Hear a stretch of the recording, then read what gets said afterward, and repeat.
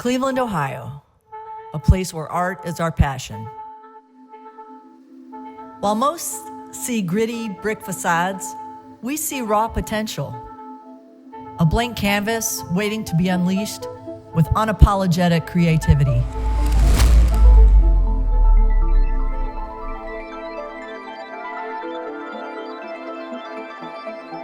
This is started by the youth in an urban area where it's hard for the youth to develop an identity without being kind of absorbed by the big city.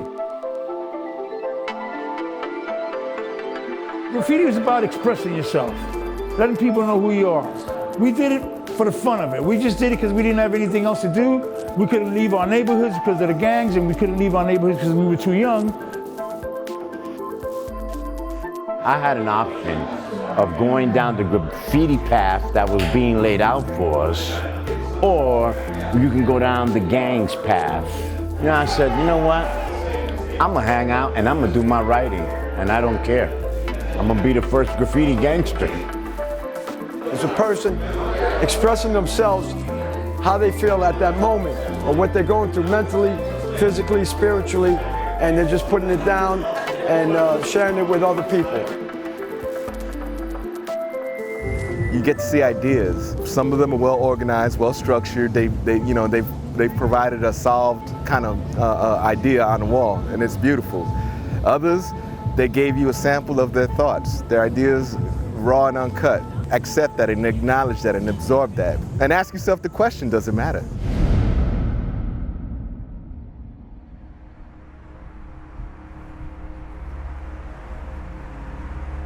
My grandmother says that I did art since I was a kid. I said, look, Grandma, I do graffiti. This was years ago. She goes, yeah, you've been doing that since you're a kid. I said, no, I just started. She goes, no, you've been doing that. I said, Grandma, I never even heard of it. I never did it. She goes, yeah, you did.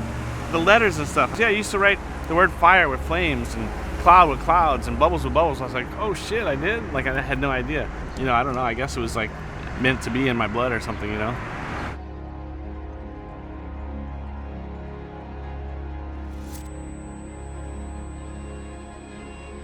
You know, I was a problem child, I guess you'd call it, and you know, without that cliche, art saved my life. Art saved my life. You know, like I was getting a lot of trouble, and I was a vandal, like a big vandal. You know, I had my own morals. I didn't write on anything religious or living or whatever. But I destroyed a lot of public property, and I'm gonna give backstage right now. So like, I'm doing as many murals as I can to work with kids and the public and stuff like that. So I believe in karma. I believe in being a positive role model for my daughters. On the count of 3. 1, 2, 3.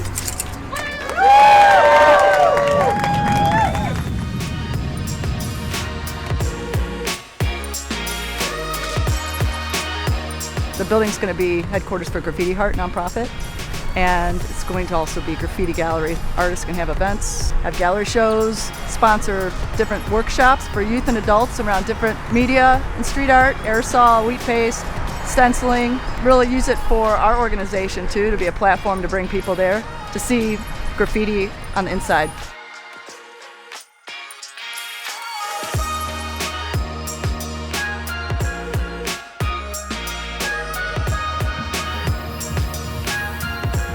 Providing other platforms for those who wish to come above the ground and do their craft, practice, have fun, create in a space that they're not going to get arrested or get any kind of record.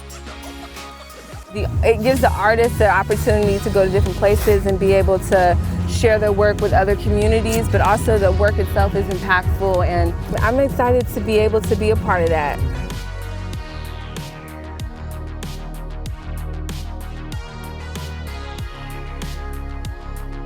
People look at this and they're just amazed that this comes out of somebody's mind and then it comes out of the aerosol cans.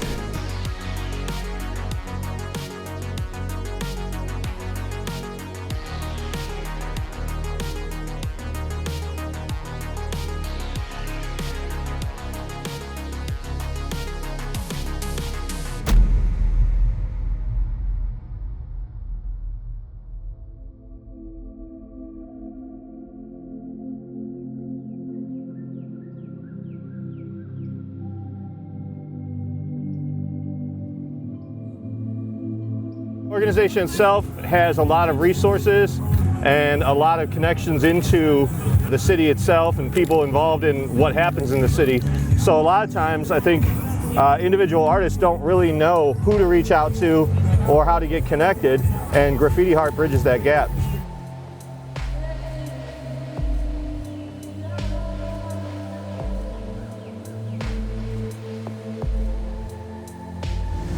It helps expand the mission for sure. A lot of people, they get excited. They've never seen these things go up. So when you throw these big festivals, it's like, oh, there's real people who do this, who this is their life. And then people are like, you know, come out and do some more, you know. It used to be illegal. Like, I mean, it still is, but like in all forms. So it's like, to get to do it, you know, on this scale is pretty nice.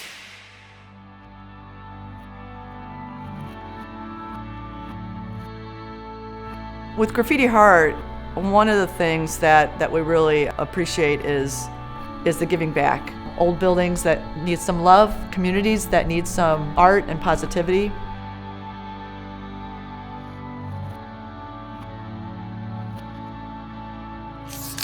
And I mean, the whole thing is just that reminder that, you know, there's people that believe in you, and first and foremost, you should believe in yourself. So the spin that I put on it was just telling people, I believe in you. So that obviously makes two of us.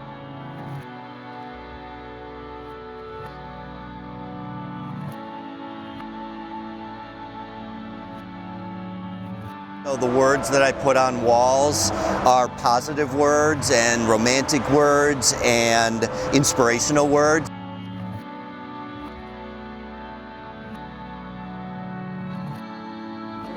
You float out of this body experiences sometimes, you know what I mean? That you're out here sharing love and art with people and watching the expressions on other people's faces, you know, how they take it in, you know? Seeing happiness, seeing people with smiles on their face. Their eyes are just open to this brand new world where people believe in them, and that's like extremely amazing thing to see that.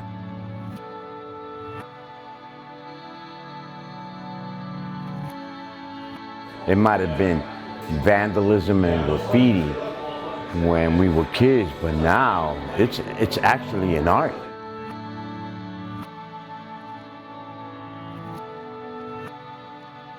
Hopefully we'll be able to make a big boom with exploding street art even more aggressively here in Cleveland.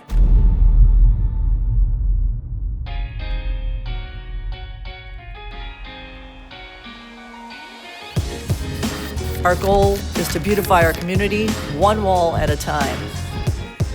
A way to reshape and breathe new life into spaces and communities, carving out our mark in the urban sprawl. Yeah! Oh, yeah! Woo! Bravo! At Graffiti HeArt, it's all about opening minds and leveraging art to give back to the community.